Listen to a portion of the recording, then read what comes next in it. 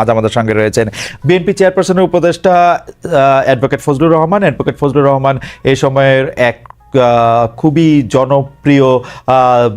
জনপ্রিয় মানুষ, যার কথা শুনতে চান, যিনি আবার সরকারের একটু সমালোচকও বটে। তবে আমরা অ্যাডভোকেট ফজলুর রহমান, আপনার সময়ের জন্য আপনি আমাদের সঙ্গে এসেছেন, সেজন্য আমাদের কৃতজ্ঞতা আপনি জানবেন। সাথে আরও রয়েছেন ব্যারিস্টার রুমিন ফারহানা। ব্যারিস্টার ফারহানা, আপনাকে আমাদের অনুষ্ঠানে স্বাগত জানাই। আপনি আমাদের সাথে যুক্ত হয়েছেন, সেজন্য আমাদের শুভেচ্ছা ও কৃতজ্ঞতা জানবেন। অনেকগুলো বিষয় নিয়ে আমরা যেহেতু আলোচনা করতে চাই, আমরা কিছু বিষয় নিয়ে আপনাদের দুজনের কাছে একই প্রশ্ন করতে চাই আমি, যে আপনি আওয়ামী লীগের এজেন্ট, কেউ বলছেন আপনি বিএনপিকে আওয়ামীকরণ করতে চাইছেন।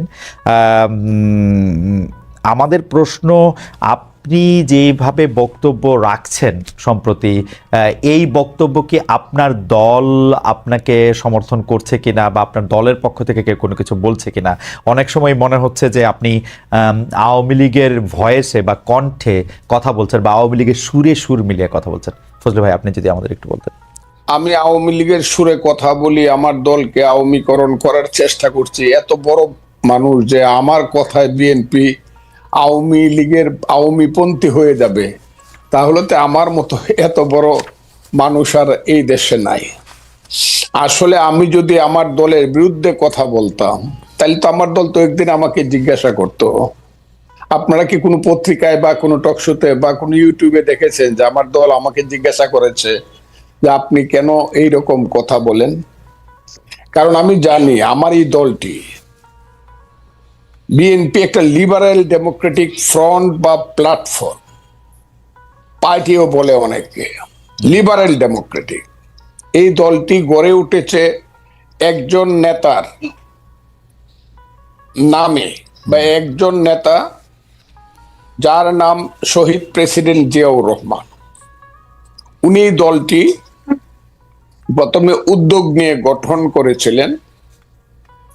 তখন আমি ওই দলে ছিলাম না, এটা না থাকাটা কোনো অপরাধ না।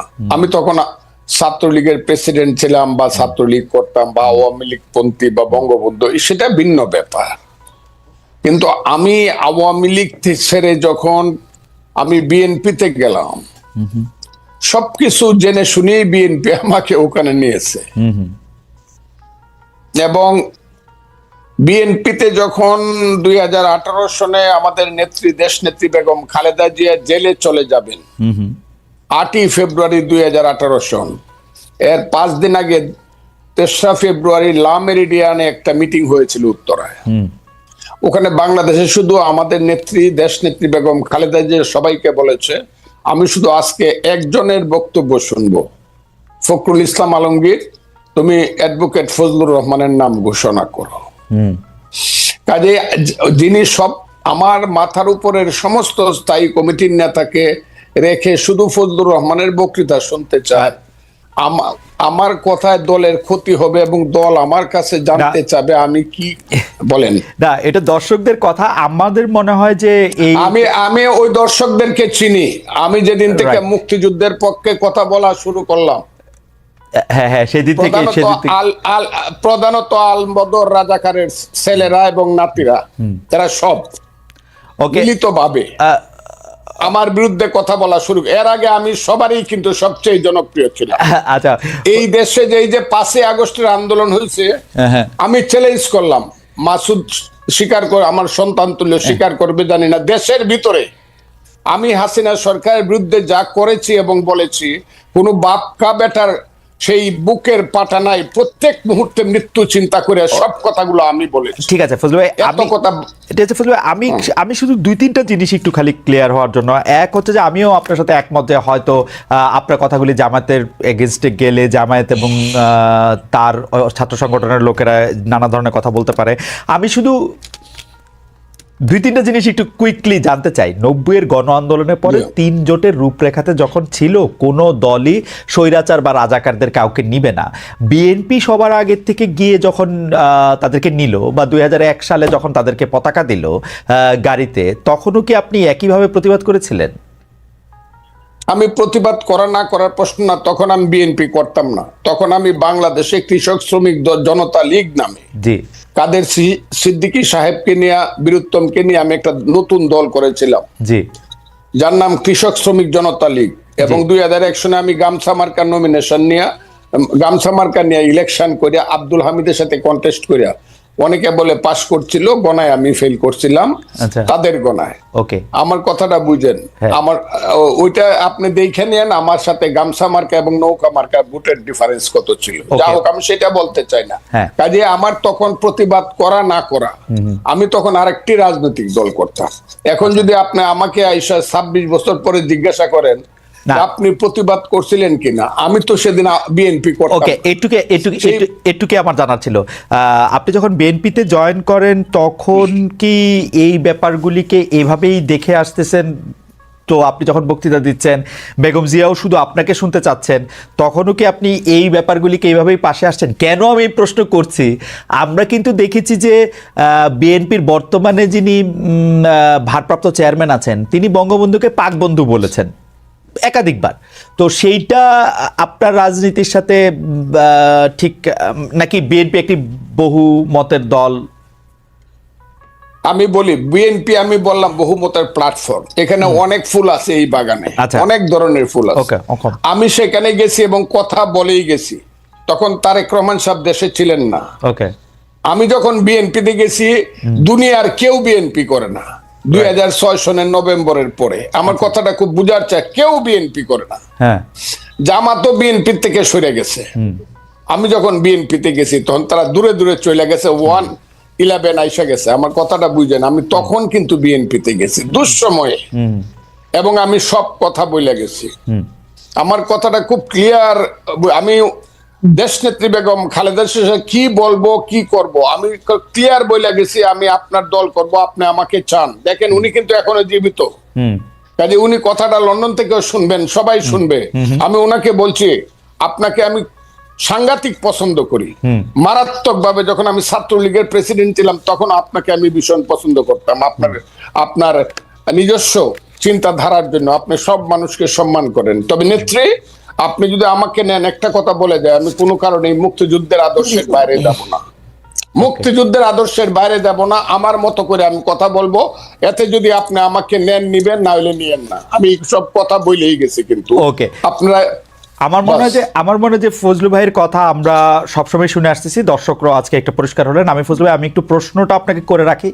আপনি মুক্তিযুদ্ধের আদর্শের বাইরে না যাওয়ার ব্যাপারে আপনার একটা স্পষ্ট অবস্থান আছেন এবং একটা জোরালো অবস্থান আছে। আমি আপনাকে প্রশ্ন করতে চাই যে 53 বছর পার হয়েছে মুক্তিযুদ্ধের পরে, 54 বছর টু বি এক্সাক্ট, মানে নাম্বারের দিক দিয়ে। মুক্তিযুদ্ধের আদর্শের বাইরে বা মুক্তিযুদ্ধের আদর্শের ভিতরে আপনি বাংলাদেশকে কতক্ষণ দেখেছেন? কোন সময়টাকে আপনি মুক্তিযুদ্ধের আদর্শের ভিতরে দেখেছেন, সেটা আমরা একটু। আমি সরকারের বিরুদ্ধে ক্রিটিক্যাল। এই সরকার যারা আনছে, আমি এখনো চ্যালেঞ্জ করছি। গত 10 বছর, আমি 15 বছর আওয়ামী লীগ সরকারের বিরুদ্ধে আমি যা করছি, আমি যা বলছি, আমার নামে যে রাষ্ট্রদ্রোহ মামলা হয়েছে, আমাকে যে আমেরিকাতে নির্বাসনে রাখা হয়েছে, আমাকে যে জেলে রাখা হয়েছে, আমি 10 বছর বাড়িতে যাইতে পারি নাই, মা বাবার কবর জিয়ারত করতে পারি নাই হাসিনা সরকারের সমালোচনা করার কারণে। আমি যতবার হাসিনা সরকারকে ফ্যাসিস্ট বলছি, ফ্যাসিস্ট বা যে শব্দটা, এটি আমি প্রথম এস্টাবলিশ করছি সবার আগে। আমি একটা কথা সবসময় বলি, what Bengal things today, rest of India things tomorrow. Gokhale নামে একজন মহান ব্যক্তি এই কথাটা বলেছিলেন। আমি একটা বলতে চাই, আমি ওই দিন জনসভায় বলছি যে আমি যা বলি তার অনেক দিন পরে অনেকে সেই কথাটা বলে। এই সরকার ক্ষমতায় আসার পিছনে, ক্ষমতায় বলবো না, দায়িত্ব পাওয়ার আসার পিছনে আমারও অনেক বেশি প্রচেষ্টা আছে, জীবন মৃত্যুর খেলা আছে। আমার ছেলেগুলো রাত্র 3টার সময় বাইরে হয়ে গেছে, খুঁজে পাইনি, 5 দিন বাসায় আসে নাই। এগুলো আমরাও মাঠেও ছিলাম, বক্তব্য ছিলাম। ফ্রান্স বিপ্লব যে হয়েছে, বিপ্লবের কয়জন নেতার নাম আপনি বলতে পারবেন? কিন্তু ভলটেয়ার, রুসু, যারা ফিলোসফিক্যালি মানুষকে উদ্বুদ্ধ করছে, তাদের নাম বলতে পারবেন। এই দেশে যারা হাসিনা বিরুদ্ধে আদর্শগতভাবে মানুষকে উদ্বুদ্ধ করছে, আমি দাবি করি তার মধ্যে আমি শুধু একজন না, সবার মধ্যে আমি অন্যতম। আর বেশি বললাম না, বললে আবার নিজের ব্যাপারে বেশি ডুল পিটানো হয়। আমি প্রত্যেকদিন বলতাম আমার ওয়াইফকে, যে কোনো সময় আমি মরতে পারি, তুমি বিধবা হইতে পারো, ছেলেরা এতিম হইতে পারে, ভয় পাইবা না। এইসব কথা আমি আপনাকে বলি। আওয়ামী লীগের বিরুদ্ধে আমি যে ফাইটটা, আওয়ামী লীগ মানে 15 বছর হাসিনার বিরুদ্ধে, 15 বছর না, 96 সন থেকে শেখ হাসিনার বিরুদ্ধে। আমার 3টা ইলেকশন শেখ হাসিনা লুট করে নিছে। আব্দুল হামিদ আমার সঙ্গে 2টা ইলেকশনে ফেল করছে, তারপর আমাকে ডিক্লেয়ার করে নাই। আমি স্বতন্ত্র ইলেকশনে 96 সনে আব্দুল হামিদের চেয়ে 5200 ভোট বেশি পাস করছিলাম। 96 এর ভোটটা গণলে এখনো প্রমাণিত হবে। কাজে আমি আওয়ামী লীগের প্রতি, আমি এখন বলতেছি যে আওয়ামী লীগের লিখতে 10 বছর সময় লাগবে। আপনি কি শুনছেন আমার এই বাক্যটা? কতদিন যাবত শুনছেন? আপনি নিজে বলেন। আওয়ামী লীগের বলছি, আমি বলছি আওয়ামী লীগের হাইব্রিডরা, প্রথমত শেখ হাসিনা নিঃশর্ত শুধু ক্ষমা না, কি ক্ষমা চাইতে হবে যদি বাংলার মানুষ ক্ষমা না করে, আওয়ামী লীগের এই হাইব্রিড যারা কোনোদিনই দেশে পলিটিক্স করতে পারবে না। এই কথাটা আমি বলছি, প্রতিদিন বলতেছি, এখনো বলছি। এখন আমি বলতেছি সরকারের বিরুদ্ধে আমি না, কিন্তু সরকারের কর্মকাণ্ডের বিরুদ্ধে। আমি ইউনূস সাহেব যেদিন হয়েছে, আমি ইউনূস সাহেব সম্পর্কে যা বলছি, মাসুদ কেন, আপনি কেন, বাংলাদেশের কেউ বলতে পারবে না আমি ইউনূস সাহেবকে কি বলছি। শুনেন না আমি কি বলছি? 100 বছরের মধ্যে এমন সুসন্তান বাংলায় জন্মগ্রহণ করে নাই। বাঙালি মুসলমানের মধ্যে তিনি সুসন্তান যিনি নোবেল প্রাইজ দেন। এগুলো আমি বলছি। আমি 8 তারিখে রাত্র 9:30 উনি যখন শপথ নেন বঙ্গভবনে, আমি সবচেয়ে জোরে হাততালি দিছি। আমার কথা ছিল এই বুঝি বাংলাদেশের পূর্বাকাশে কিছুটা সূর্য উদিত হলো এবং এখন থেকে সঠিক পথে লাইনটা যাবে। কিন্তু আমি যেদিন থেকে বুঝতে পেরেছি এই সরকার কূটকৌশল করিয়া নন ইস্যুকে ইস্যু বানায়া ফালতু বাজে কথা বইলা শুধু ক্ষমতাকে প্রলম্বিত করতে চায় বিনা নির্বাচনে, সেদিন থেকে টুকটাক কথা বলা শুরু করছে। টুকটাক আমার কথাটা বলে, আমি কিন্তু প্রথম বলছি ঠিক আছে 2 বছর নেন, এখন কিন্তু 2 বছর বলি না। আমি একটা নিঃশর্ত ভাবে বলছি 2 বছর নেন। আমার দল আমাকে যে তুমি 2 বছর কেন দিলা, আমি বলছি দিছি ইউনূস সাহেবের মতো লোক 2 বছর দেশ চালা। কিন্তু যখন আমি বুঝতে পারছি এই যে মাসুদ বসে আছে, তারা আমাদের সন্তান, তারাই আগামী দিনে এই দেশে রাষ্ট্র চালাবে। আমি খুব দোয়া করব তারা যাতে যোগ্যতা সহকারে রাষ্ট্র চালায়। কিন্তু তাদের যে মূল নেতা বলা হইলো জাতিসংঘে গিয়া, তার নাম হলো বোধহয় মাহফুজ আলম, যাকে মাস্টার মাইন্ড হিসাবে ইউনূস সাহেব পরিচয় করে, এতে আমার কোনো আপত্তি। কিন্তু ও প্রথম দিকে কিছু কাজ করলো আমার ওই সন্তানটি, এবং কিছু কথা বললো যে কথাগুলোর সঙ্গে আমি সিরিয়া, ইরাক বা মধ্যপ্রাচ্যে কিছু আদর্শিক মিল পাই। আফগানিস্তানে এই মিলগুলো আমাকে আহত করছে। কেন আহত করছে? তারা গত 6 মাসে 6 মিনিটের জন্য মুক্তিযুদ্ধ কথাটাই বলে নাই। তারা মুক্তিযুদ্ধ বলতে চাইছে 47-কে এবং 24-কে। 24-কে আমি মাথার উপরে ধারণ করি। আমি আবারও বললাম মাথার উপরে, 24-এর জন্য আমার অনেক হৃদয়ে কান্না আছে, সেটা আছে। কিন্তু 47 আর 24-কে, 71-কে যারা বাদ দেয়, 71 হলো মুক্তিযুদ্ধ। এই মুক্তিযুদ্ধের পেট ছিঁড়েই বাংলাদেশের জন্ম। মুক্তিযুদ্ধ হলো বাংলাদেশের মা। কথাটা আমি বলি কিনা বলেন আপনি?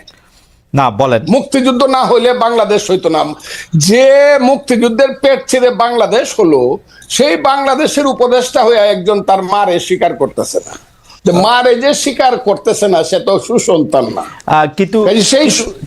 কিন্তু ফুল ভাই, আপনি কি খেয়াল করেছেন যে 1 সপ্তাহ কম আগে জনাব মাহফুজ আলম একটা ফেসবুকে স্ট্যাটাস দিয়েছেন, যেটা শিরোনাম হচ্ছে মুক্তিযুদ্ধ মানে বাংলাদেশ।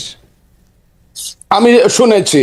তাইলে ওই পেজটা উনি এই বিতর্কটা উনি সৃষ্টি, তাইলে আমি যদি বলি অবশেষে অরিন্দম কহিলা বিষাদে, আপনি যেটাকে লিবিয়া, সিরিয়া, ইরাক দেখতেছেন, সেটা কি আপনার কাছে মনে হয় এটা আপনার ইন্টারপ্রিটেশনে আপনি এরকম দেখতেছেন? আমার ইন্টারপ্রিটেশন, তাদের কথায় আমি আপনাকে বলি, তাদের কথায় আমি এরকম দেখতেছি। কেন দেখতেছি? এখন আবার কালকে দেখলাম তারা যে নতুন দল করবে, এটার যে কথাবার্তাগুলো তারা বলছে সব হলো লিবারেল ডেমোক্রেটিক পার্টির কথা। তা আপনি যদি সকালে একরকম কথা বলেন, দুপুরে একরকম বলেন, বিকালে একরকম বলেন, রাত্রে একরকম বলেন, তা আমরা আপনি একটা দেশকে কিভাবে পরিচালনা করবেন এবং কিভাবে একটা নতুন দল গঠন করিয়া। কিন্তু ফজলু ভাই, আপনি দেখতেছেন না, এরা তো একটা যুদ্ধের মধ্যে আছে। আসলে এই যুদ্ধ তো শেষ হয় নাই, এরা কিন্তু এখনো এই ভয় পাইতেছে। ফজলু ভাই, আপনার কিন্তু